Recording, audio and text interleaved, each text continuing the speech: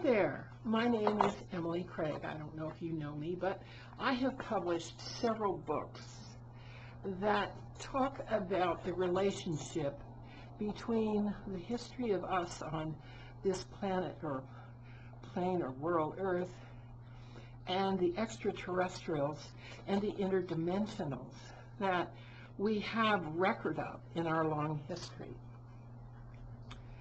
I've done this because I have memories, okay? Memories in the past of other places and other forms and formats. And so I've been investigating what can we know about the unseen peoples and intelligences that we cannot see with our eyes, but we can hear with our hearts. And so I've put some books together that have basically taught me what we know. Okay, one of them was by William Cooper. Okay, I republished Behold a Pale Horse. I had a great deal of fun doing that. It was in very sorry shape when I found it. And then Behold the Dulcie Record of E.T. Trafficking consists of a lot of the manuscripts of Phil Schneider and Bennett and Benowitz and Branton and Borish and Cooper and Costello and all the guys who wrote down their manuscripts but that never got published. And then I made a summary of our relationship to E.T. teachings, and I made a picture book for children about the two lines of thought that come to us from the ETs and their visitations on our world. And what can we learn? What can we learn from these people who don't live here? Well, you know, there are a lot of cultures of them.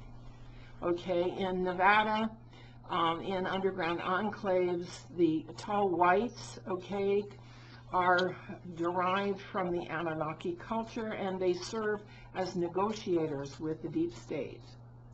Some of the Nephilim are still alive in Patagonia and Antarctica. Tartary, the very large empire that dominated over Eurasia until the 1840s, is now domiciled in New Schwabenland with the Nazis in Antarctica, and they are staging an effort to reestablish their terms of ethos and morals in our world, and they call it the New World Order, but actually it's the Old World Empire. Okay, I'm in personal contact with Enki, particularly, and a little bit with Enlil, because I had a previous life among them, and Enki was my great uncle. And Enki has contacts at NASA that are ongoing. And so whereas NASA likes to think of itself as being part of secrecy in the deep state, Uncle Enki can tell us some things about what they're up to that aren't in the newspapers. There's several angels who have moved out of angelic service and into exopolitical matters. And one of them is Ariel. And he has been promoted into a position at the domain, which is at the main universe, HU1, Harmonious Universe 1, Central, and he and I are in contact because Emmanuel and I had some contact some years ago. So I can hear what's going on clairaudient at the Central Universe headquarters. There are two galaxies, and we're in the sector where they connect.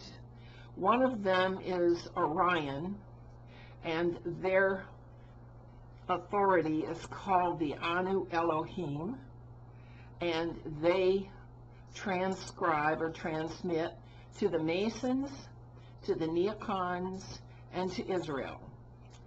The second galaxy that affects us politically from Sirius are the Christos founders, who transmit to the Jesuits and the Vatican. And they are primarily concerned with doctrine and dogma and the mysteries of the other frequencies. The Alpha Dracona, I don't know if you realize this, but this is their home world. And so they hide from us because they realize that we're afraid of them. However, their ability to make their food now, they don't have to eat live food anymore. They have 3D printers to print their food. They're less threatening than they were in the past, although they still do a lot of genetic experimentation with human tissues. The Argarthians and the Bigfoot and a few dragons, actually, are left underground, plus a few other little groups and so forth. And so I'm going to tap into my remote viewing abilities and get information each week. It will be broadcast on Fridays at exopolitics.org, and I'm going to create a new service of what's going on in the exopolitical realm. One of the first things we're going to have to deal with is understand these different groups from a racial point of view, because that says a great deal about their mental attitude, okay? Alpha Draconi, for instance, can now synthesize their food. They no longer need to eat us. And so their attitude has gone from predator to scientific experimenter, okay? There are two dominant ways of thinking among these races. And one is the single-minded, and the other is the double-minded. The single-minded is for peace or for survival.